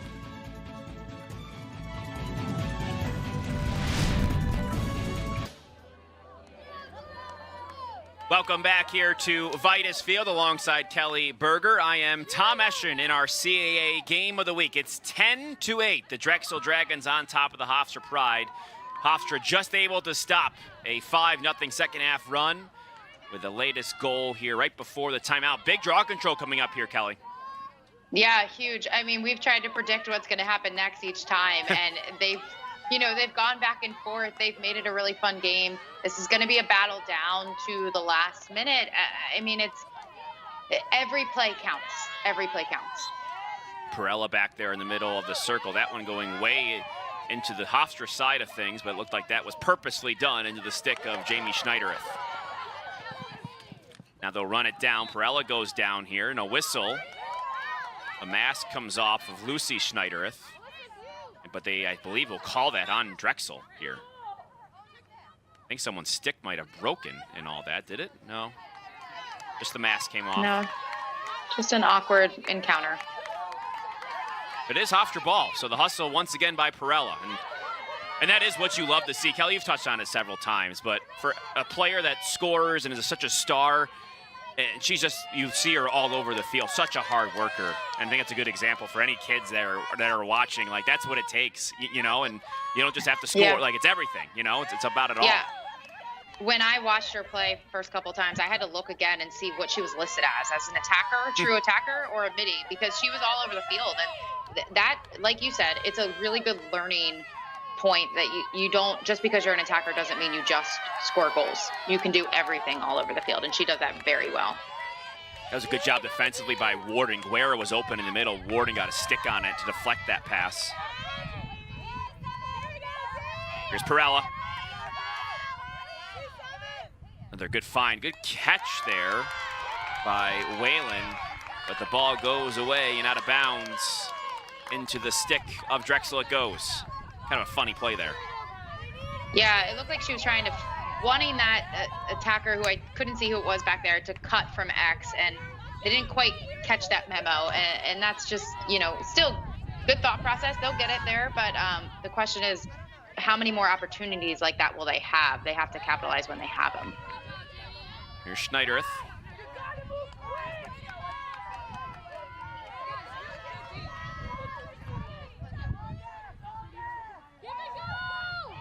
Here's that 2v1 on the crease. Ugh. Out to Harris.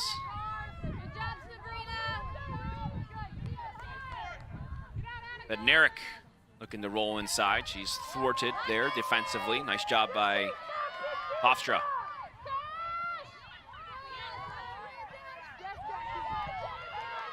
Here's Grady. She's been quiet this half.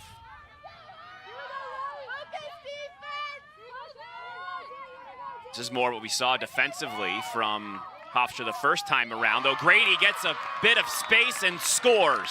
Hat trick for Colleen Grady.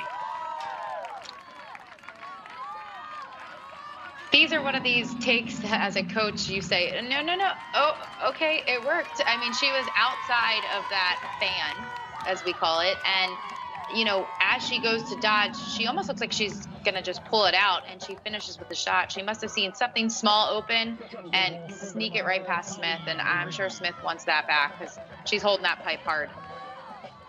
Grady finds an opening, came into the day first in the CAA in points per game, 5th in the NCAA, now with 4 once again here today.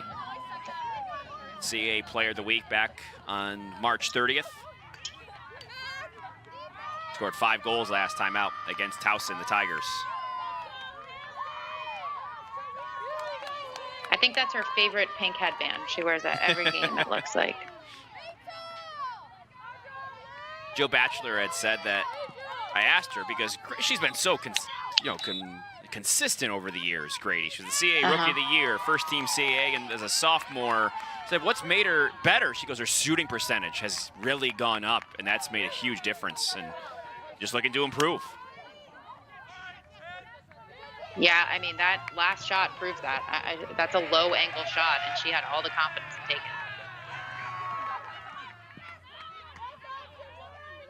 Drexel once again with possession here. And a 3-second call on Hofstra. So a free position it'll be for Jamie Schneidereth. Her sister Lucy has 2. Here's an opportunity for Jamie. She shoots and scores. 2 of the quadruplets with goals today for the Dragons. They extend their lead to 4.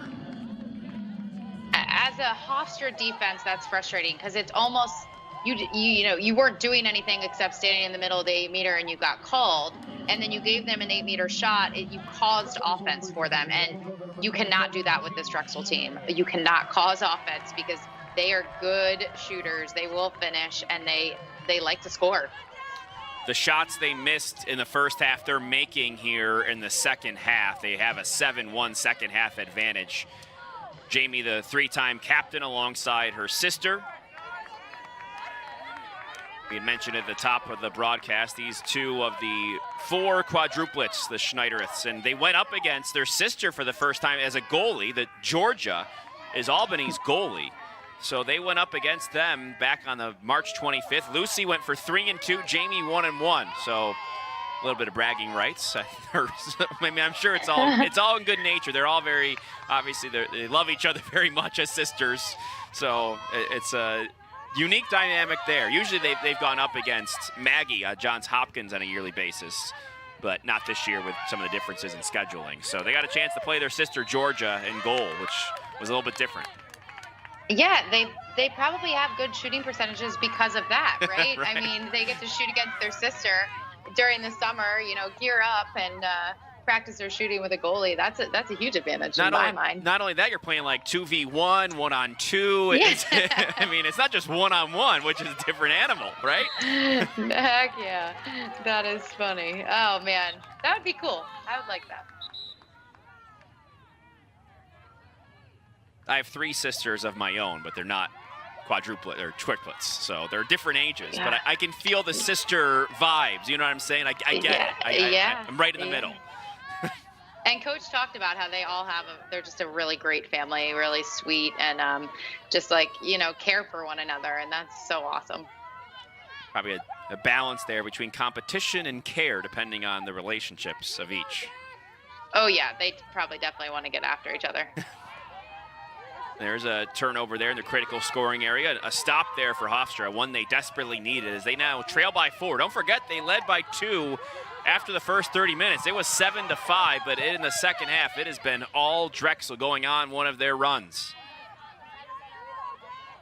Yeah, as that play was happening, you wonder if Hofstra will maybe change up something on their defensive side. Will they come out? Will they throw a man-to-man out there to try and rattle Drexel a little bit? Because Drexel now looks confident in what they're doing on that offensive side, outside of what they just did. But it's a thought that Shannon Smith probably is thinking in her head. What changes do we need to make? But first, we need to put the ball in the back of the net. Hofstra looking for some sort of momentum here in the second half on the road at Vitus Field. There's Whalen out to Perella behind the cage. She surveys.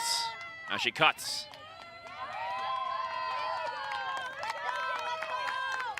Working it back to Whalen. You hear the applause from the Dragons sideline over the course of this possession. Whalen shoots off the side of the cage. 18 on the clock. She knows how to rip from outside. That is not unusual for her at all.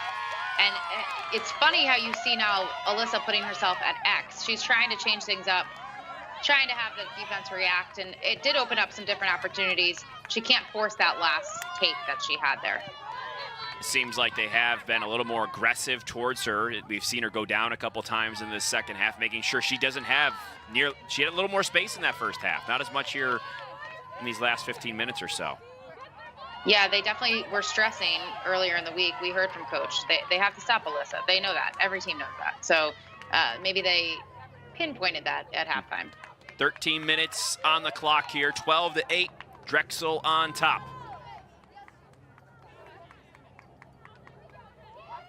Back to Dietzel. We've seen a lot of that here. It's been an adjustment they've made on offense coming from that left side, goal line extended. Harris, Scatty playing some nice defense there, and then they get it back out to Bednarik at X.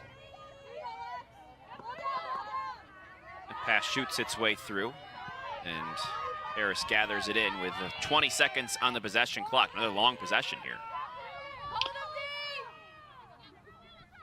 Yeah, it feels like they aren't scared to wear the shot clock down a little bit. Find that final shot that puts it in the back of the net.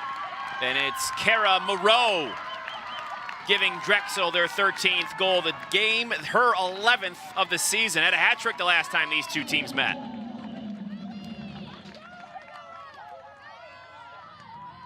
She uses her body really well here. As she catches it, she turns, she kind of has composure. You can see that she gets jammed up for a minute and is able to feel the ball in the back of her stick with a cradle, turn her shoulders quickly, and finish. I mean, she uses her height there, which is perfect. And when you're inside, you have to be ready to kind of get hit there. But she turns and beats Smith to, a goal that Drexel needs. Moreau, a sophomore from Far Hills, New Jersey. Her father and brother both played at Rutgers.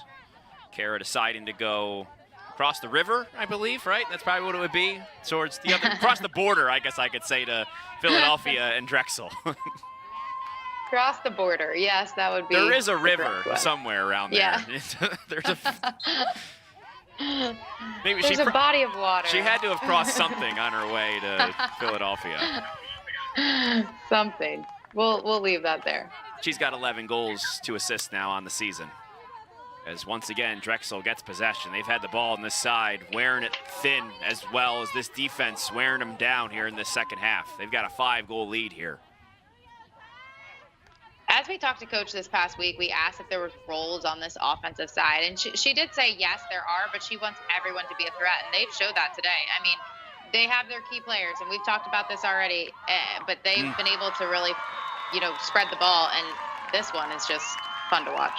Yeah, when the ball gets in Carson Harris's stick, kind of like Perella on the other end, you sort of have to just stop and admire, because what a dodge there on the left side into the middle. 4 goals today for the senior. And this is what we talk about when we say an unconventional movement. I mean, she has a big cradle there, but nobody can get their stick on it. And then she has enough space, just enough space to finish that shot off hip. And it's pretty cool to watch how athletic she is. Slicing her way through that zone like it's a piece of pie or something like that. The help, the slides, whatever it might be. Harris doing the job for the Dragons as they have dominated this last 20 minutes of play. They lead the second half 9-1 after trailing 7-5. So flipping the script from that first game, which they dominated the first half, and in the second half it was tied. Here, the first half was close, the second half not so much here, Kelly. Yeah, I'm interested to see if Hofstra just kind of rolls over and kind of just says, okay, no, I don't think we can catch this Drexel team. But remember, this is Drexel's senior game. They were not going to go out without a fight, and we knew that there was going to be a little run. But let's see how far Drexel can take this. It almost feels a little bit familiar to the Towson game. Yeah, and you look at what Jill Batchelor has built here since 2019 in her 3rd season. A Philly native, mind you. She did graduate from Syracuse back in 2007. She spent 6 years at Bryant. I interviewed her. I mentioned this earlier in the broadcast. In 2019, they were towards the end of their year, sort of had struggled a bit, had played in a lot of close games and lost them. But she still said in that interview, and she talked about the belief they felt in their close games, like, yeah, we're almost there. She said, quote, "I'm so happy this is my life." She was so pleased just to be in this city with this team, with a lot of the same players you're watching now, and to see that come to fruition here in 2021. That's why, to me, she was so emotional, because you could sort of feel it, and it's happened very quickly. Yeah, and it's not, something that kind of built into this 10-1 overall. I mean, look at that. They has struggled a few seasons in a row, and now all of a sudden 10-1, that is a incredible season, no matter who you're playing, when you can win that many games. And then the best part about it is she said they're having fun. They're enjoying their time, and especially with the world that we live in now, you have to really soak that all in when you get those opportunities, and I really do think this Drexel team is doing that. And, she came in and inherited, this class, that's this senior class that's graduating here today. And that's got to, for any coach that comes in, that's always difficult. But then to help this class grow and win with it instead of, you bring in your own players over the years. But I think that's also just another aspect that she's been able to sort of develop over the last couple of years. And you've seen the result here today. Yeah, I mean, and she talked about from the defensive side, from the midfield, from the attacking side, all being a unit and just being really impressed by them. And that was cool to hear. And Kelly, as an athlete yourself and played lacrosse, like you have a new coach come in, you never know as a player. It's like, is this person going to like me? What's they going to be? What's she going to, what's her attitude going to be? So and that's a whole different thing. And these players have, of course, embraced her philosophies as well. Yeah, it's nerve-wracking, but it looks like they mesh perfectly fine. Looks like they're doing okay. Yeah. 11:29 still to go here. We're not making this a coronation just yet, as there was a yellow there, and Hofstra down 14-8, looking for a run of their own as they try and figure out this Drexel defense and a way to get some goals on the board quickly here and see if they can do it and start here in this man-up situation.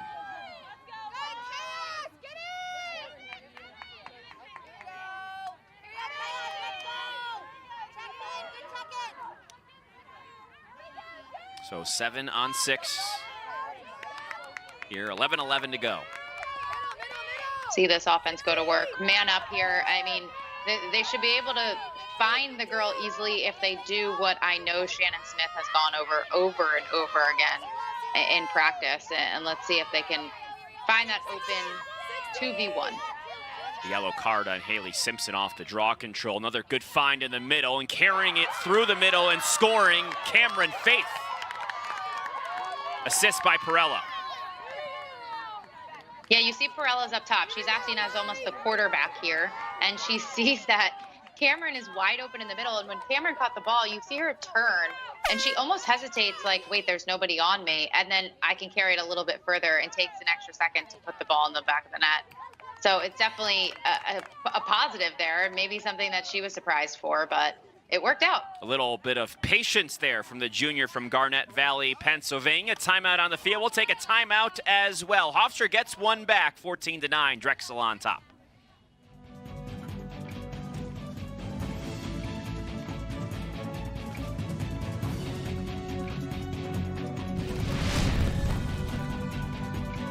Back at Vitus Field in Philadelphia, Pennsylvania. Kelly Berger and Tom Eschen here on the call. 14-9, Drexel Dragons on top. Timeout right before the break, right after a Hofstra goal.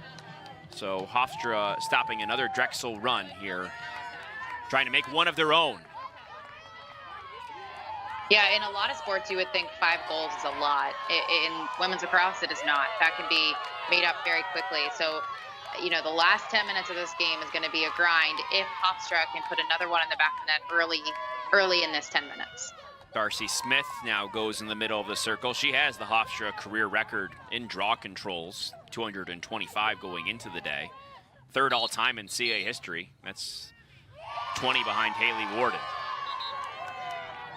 They call a foul there on the draw. Once again, Simpson. No yellow this time, so Hofstra will just take possession here. Now looking to score another one. See if they can get to 10 here.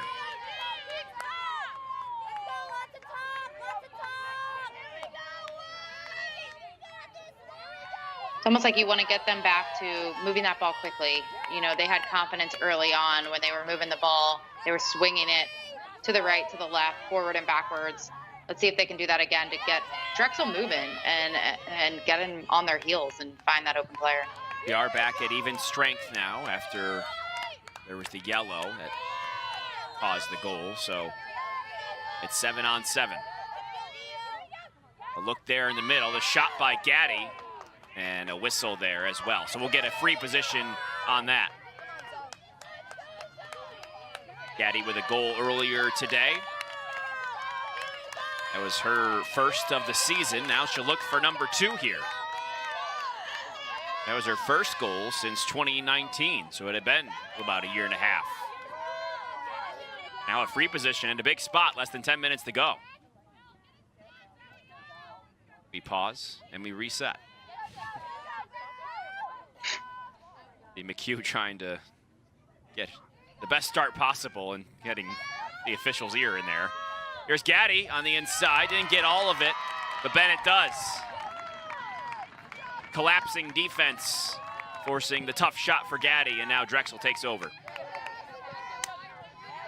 And now you feel that Drexel has the ability to use that shot clock, you know, not allow Hofstra to get that ball very much more in these 10 minutes if they can control the pace of the game.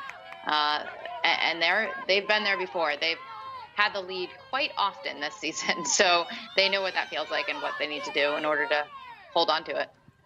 As Drexel takes possession, I had mentioned there in the open that this was a huge weekend in lacrosse for the CAA, the women's side of things. Men too, of course, but focusing on the women.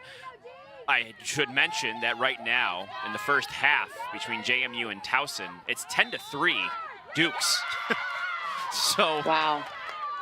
They just scored their 11th goal, I'm being told by our producer, Tom McNeely. And, I mean, you're looking at, which is fascinating to think about because Hofstra beat JMU 13-7 just about 8 days ago.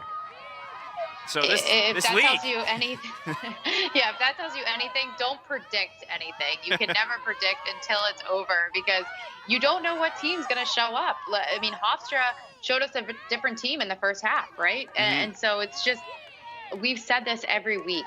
it's anyone's game. It's anyone's week. And so you just don't know until, you know, the whistle blows and you see what team walks out there.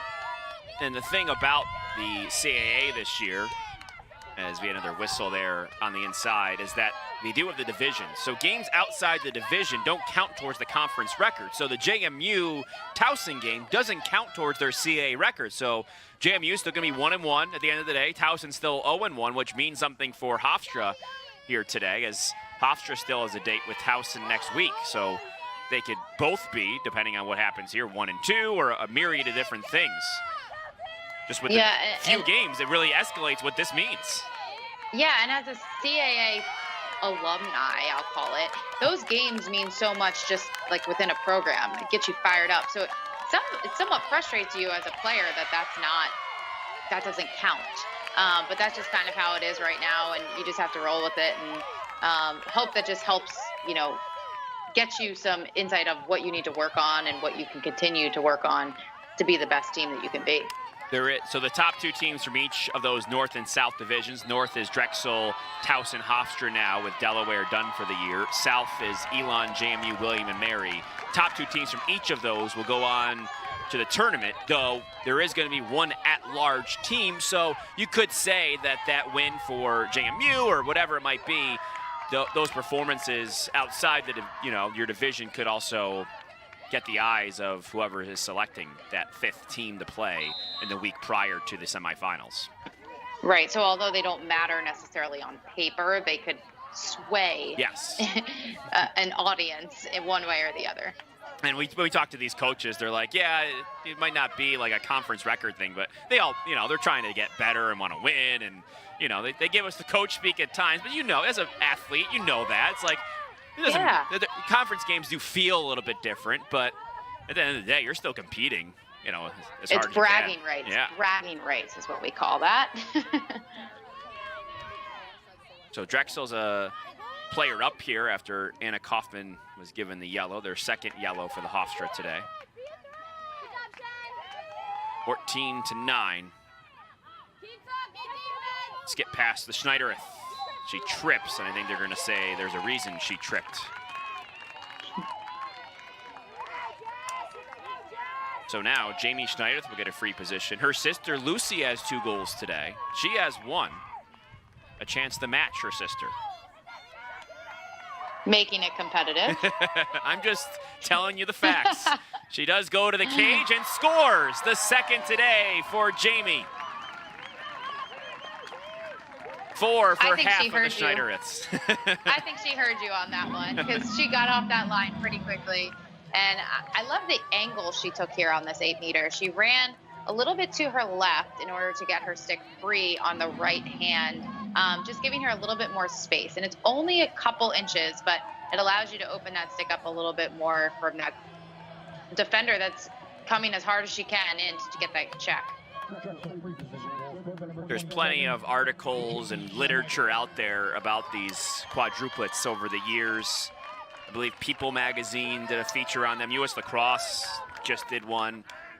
So there's been, they might be one of the more famous families in lacrosse to come through over the course of the years, and it's cool to see both of them on the same team at the same time. And they're quadruplets, so I don't know if that's ever really happened before. So I'm not sure it's happened in any sport. I mean, I've talked about it with a few people over the past couple of days, and it's one thing to even have 4 kids play Division I lacrosse, and then it's another one for quadruplets. Every time I say it, I just can't believe that. I mean, that's pretty incredible for them, and as a family, that's a great achievement. So 15-9 here. Drexel on top after their latest goal. Corella had that hat trick in the first half. She hasn't scored since then. She does have an assist here in half 2, but that's just an example of the dominance. I mean, that's what we have to call it here in this second half by Drexel. I mean, it's 10-2 here in this last 25 minutes. And they have turned things on, and whatever Jill Batchelor said worked in the locker room. I was just going to ask, what do you think she said? I'm not sure, but I'm sure it was positive. She's a really positive person. And it no doubt was positive. Well, there's Perella right on cue. So she gets Hofstra in double digits. The first time they've scored double-digit goals, the second time in as many weeks. So Perella gets on the board. Number 4 on the day. The change of level and the composure that she has. I mean, 3 white Drexel players coming towards her, 3 white jerseys racing towards her, and she was able to catch, fake it high, and put it down below on a low angle shot. I mean, she makes that look very easy, but that is very difficult. One thing I love about Perella's bio is that it mentions Hofstra does such a great job. We got to give a shout out to them and their department and their SID and whatnot. But they do such a great job of showing some details about these athletes, on the website and whatnot. She was a level 10 gymnast. So you talk about athletic. I mean, that definitely translates to what you see on the field for sure.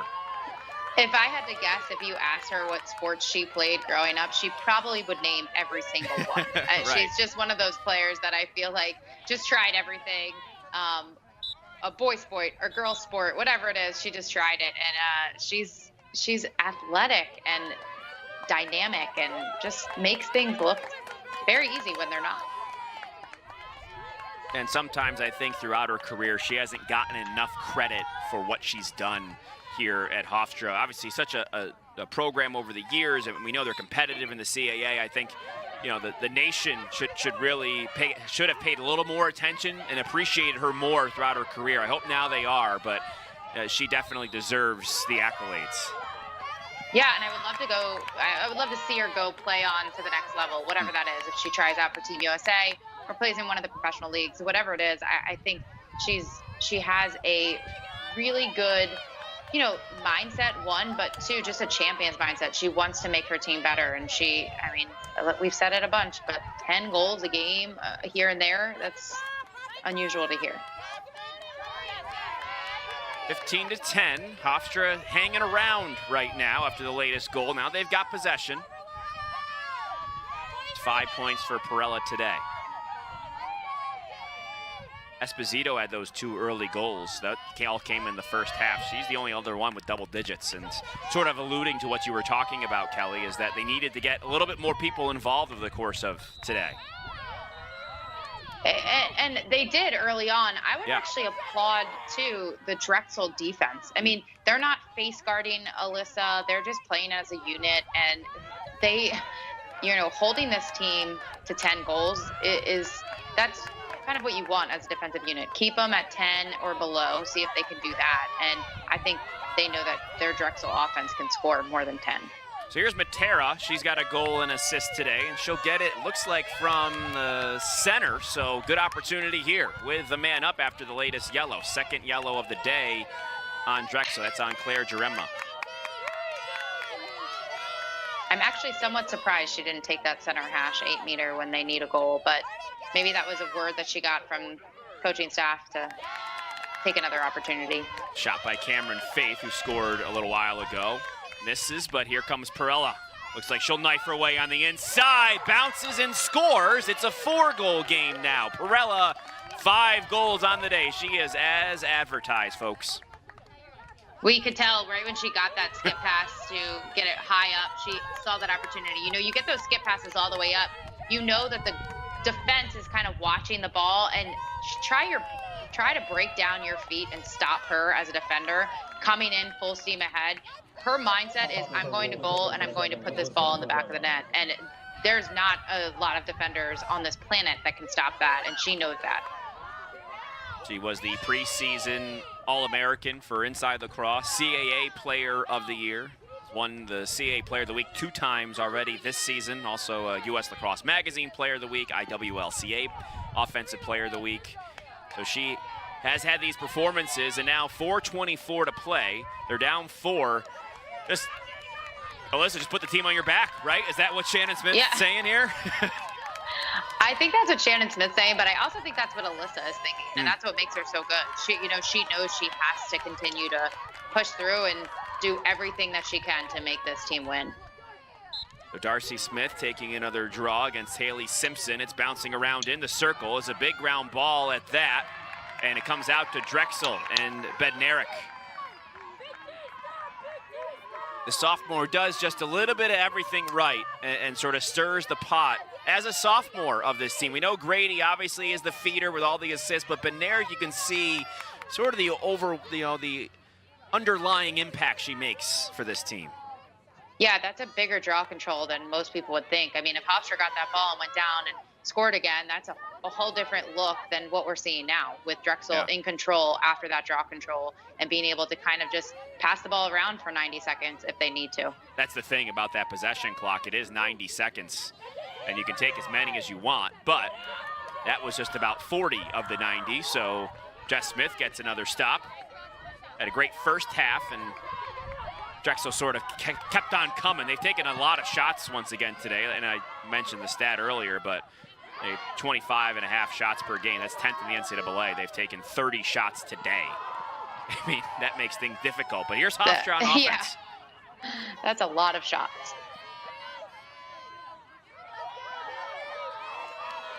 4-goal game. Hofstra looking now to pick things up a little bit here offensively. Yeah, it's got to be the go mentality. They got to go, they got to score quickly here and get back to the draw circle and get another opportunity if they want to stay in this game. Less than 3 minutes to go. Hofstra had a 7-5 first half lead. Perella shoots while falling, and there's Bennett. The consistent senior with a consistent defense around her, making the saves when they need to, making the plays when they need to here too. Yeah, and I think if that was anyone else other than Alyssa, you probably would have said, don't take that shot. But Alyssa has to take those type of shots, and especially right now with 2 minutes left, and she knows she needs to score. And Drexel will take it into their end, looking at possibly going 11-1, already off to their best start in school history. 12th in the nation, mind you, and there's a lot of good teams. We know the Ivy League's out of the equation, but to be up in that conversation does say something. Yeah, I mean, if the biggest thing is they've never felt that before. You know, they've never even, for a couple seasons, they haven't felt winning seasons for many seasons in a row. So it probably just feels so good, and the vibe that is on that team is probably really fun to be around. Drexel will take on Towson next week, as will the Pride. So Drexel's got Towson on the 23rd of April. Here's Harris, and a little kick save there by Smith. Hofstra then plays Towson on the 25th of April. So that's a tough little stretch for Towson. That's 2 tough games in 3 days.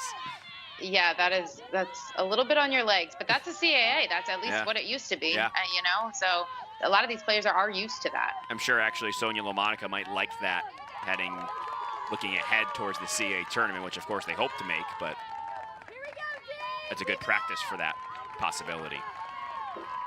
And I'm surprised here that Hofstra's not giving more pressure. You know, there's 60 seconds left on the shot clock, but they're not trying to rattle at all. They're a little content right now defensively sitting back, and maybe that's their play, but it looks like Drexel's in full control.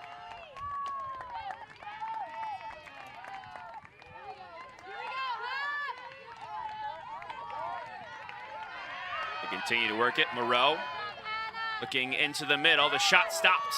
Smith makes a save on Schneidereth. Shot clock is off. 50 seconds to play. And there is Bednarik once again, taking it by herself, looking for a cherry on top, but Smith says no to that.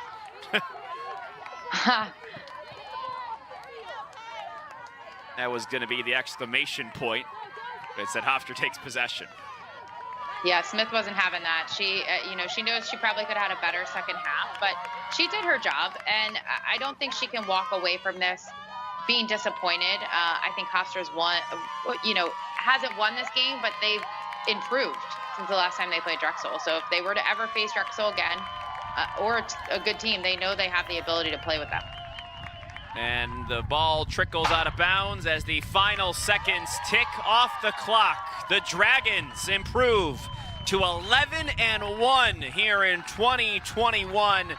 3-0 in CAA play. They've got their side of the conference pretty much locked up at this point. Another impressive performance, specifically in the second half today. What a run, 10-4 in the second alone.